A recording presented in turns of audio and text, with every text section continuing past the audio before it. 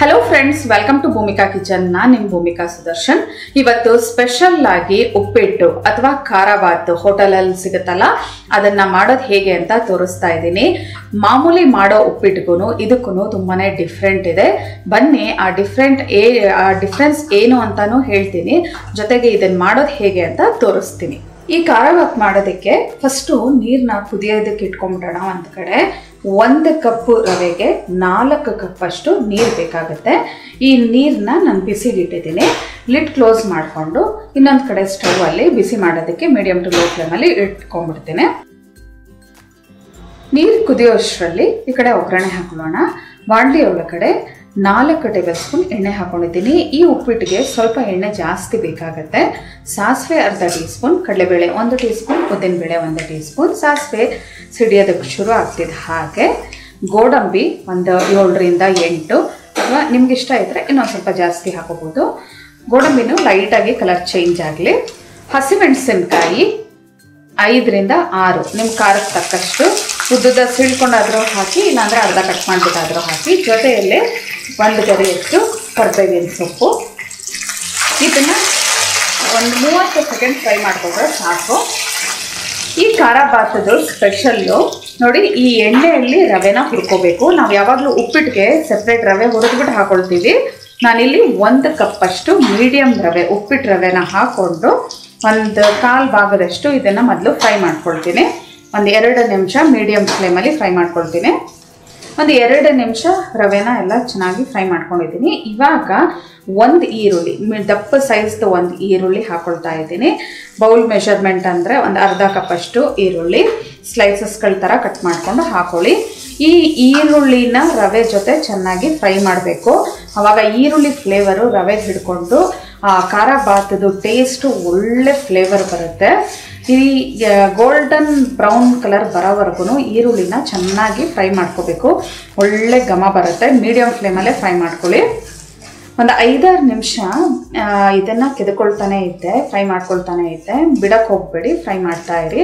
ನೋಡಿ ಒಳ್ಳೆ ಘಮ ಬರ್ತಾ ಇದೆ. ಜೊತೆಗೆ ಲೈಟಾಗಿ ಕಲರ್ ಕೂಡ ಚೇಂಜ್ ಆಗಿದೆ ಅಂದರೆ ಈ ಟೈಮಲ್ಲಿ ಒಂದು 1/4 ಟೀ ಸ್ಪೂನ್ ಅಷ್ಟು ಅರಿಶಿನ ಹಾಕೋಬೇಕು. ಈ ಟೈಮಲ್ಲಿ ಹಾಕೊಂಡ್ರೆ ನಿಮಗೆ ಲೆಮನ್ ಯೆಲ್ಲೋ ಕಲರ್ ಬರುತ್ತೆ. ಇಲ್ಲ ಅಂತ ಅಂದರೆ ಅರಿಶಿನದ ಕಲರು ಫ್ರೈ ಆಗ್ತಾ ಇನ್ನೂ ಡಾರ್ಕ್ ಆಗೋಗ್ಬಿಡುತ್ತೆ. ಆವಾಗ ನಿಮ್ಮ ಖಾರಾಬಾತ್ ತುಂಬ ಡಾರ್ಕ್ ಕಲರ್ ಬರುತ್ತೆ. ಇವಾಗ ಇದು ಆಗಿದೆ. ಇದಕ್ಕೆ ನೀರು ಹಾಕೊಳ್ಳೋಣ. ನೀರು ಇನ್ನೊಂದು ಕಡೆ ಕುದಿಯೋದಕ್ಕೆ ಶುರು ಆಗಿದೆ. ಅದನ್ನು ಹಾಕ್ಕೊಂಡು ಮಿಕ್ಸ್ ಮಾಡ್ಕೊಳ್ತೀನಿ.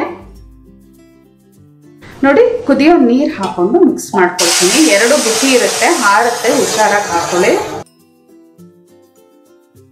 ನೋಡಿ, ಈ ಥರ ಬಿಸಿನೀರು ಹಾಕೊಂಡ್ರೆ ಒಂದು ಹದದಲ್ಲಿ ಈ ಉಪ್ಪಿಟ್ಟು ತುಂಬ ಚೆನ್ನಾಗಿ ಆಗೋದು.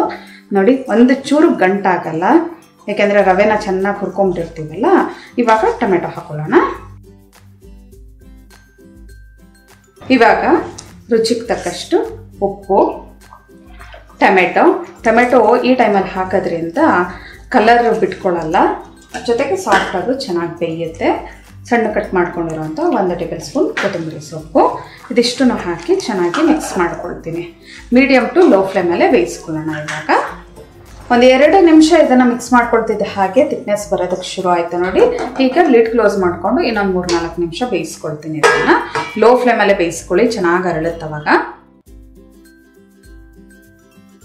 ಲೋ ಫ್ಲೇಮಲ್ಲೇ ಈ ಥರ ಬೇಯಿಸ್ಕೊಂಡಿದ್ದೀನಿ. ನೋಡಿ, ಮತ್ತೆ ಇನ್ನೊಂದ್ಸಲ ಮಿಕ್ಸ್ ಮಾಡ್ಕೊಂಡ್ಬಿಡ್ತೀನಿ. ಚೆನ್ನಾಗಿ ಈವನ್ ಆಗಿ ಮಿಕ್ಸ್ ಮಾಡಿಕೊಂಡು ಫ್ಲ್ಯಾಟ್ ಮಾಡ್ಕೊಂಡ್ಬಿಡ್ತೀನಿ. ಈ ಥರ ಎಲ್ಲ ಒಂದ್ಸಲ ಚೆನ್ನಾಗಿ ಮಿಕ್ಸ್ ಮಾಡಿಕೊಂಡು ಇವಾಗ ಲಿಡ್ ಕ್ಲೋಸ್ ಮಾಡಿಕೊಂಡು ಸ್ಟವ್ ಆಫ್ ಮಾಡ್ಕೊಂಡ್ಬಿಡೋಣ. ಇದನ್ನು ಒಂದು 10 ನಿಮಿಷ ಹೀಗೆ ಬಿಟ್ಬಿಡೋಣ. ಇದೆಲ್ಲ ಚೆನ್ನಾಗಿ ಅರಳ್ಕೊಳ್ಳಿ. 10 ನಿಮಿಷ ಬಿಟ್ಟು ನಂತರ ಇದನ್ನು ಇನ್ನೊಂದ್ಸಲ ಮಿಕ್ಸ್ ಮಾಡ್ಕೊಳ್ತಾ ಇದ್ದೀನಿ. ನೋಡಿ, ಮುಟ್ಟಿದ್ರೆ ಎಷ್ಟು ಸಾಫ್ಟ್ ಆಗಿದೆ. ಈ ಥರನೇ ಟೆಕ್ಸ್ಚರ್ ಬರಬೇಕು. ಆವಾಗಲೇ ನಿಮಗೆ ಹೋಟ್ಲಲ್ಲಿ ಸಿಗುತ್ತಲ್ಲ ಖಾರಾಬಾತ್ ಅಂತ ತಿಂತಿರಲ್ಲ, ಆ ಥರ ಇರುತ್ತೆ. ಮಾಮೂಲಿ ಉಪ್ಪಿಟ್ಟು ಮಾಡೋದಕ್ಕೂ ಈ ಥರ ನೀವು ಉಪ್ಪಿಟ್ಟು ಮಾಡ್ಕೊಂಡು ತಿಂದು ನೋಡಿ. ರುಚಿ ಅಂತೂ ಅದ್ಭುತವಾಗಿರುತ್ತೆ. ಮನೆಯಲ್ಲಿ ನೀವೇನಾದರೂ ಮಾಡಿಕೊಟ್ರೆ ಪದೇ ಮಾಡಿಸ್ಕೊಂಡು ತಿಂತಾ ಇರ್ತಾರೆ. ಸರ್ವ್ ಮಾಡೋದಕ್ಕೆ ಉಪ್ಪಿಟ್ಟು ರೆಡಿ ಇದೆ, ಅಥವಾ ಖಾರಾಬಾತ್ ಅಂತ ಬೇಕಾದರೂ ಇದನ್ನು ಹೇಳ್ಬೋದು.